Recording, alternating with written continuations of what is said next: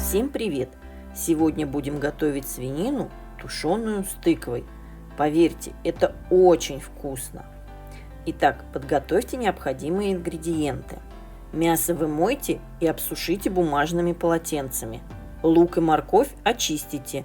Нарежьте лук тонкими полукольцами, а морковь небольшими кубиками. В сотейнике разогрейте подсолнечное масло и обжарьте на нем лук с морковью примерно 3-4 минуты. Мякоть свинины нарежьте кубиками среднего размера. Запанируйте кусочки мяса в муке. Для этого можно насыпать в пакет муку, положить кусочки мяса и потрясти. Переложите мясо к обжаренному луку с морковью. На сильном огне обжарьте мясо с овощами в течение 8 минут. Влейте 200 мл кипятка.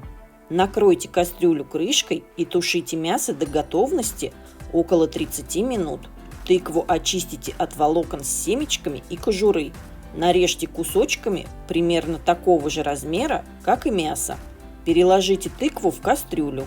Всыпьте соль, черный молотый перец и приправу для мяса.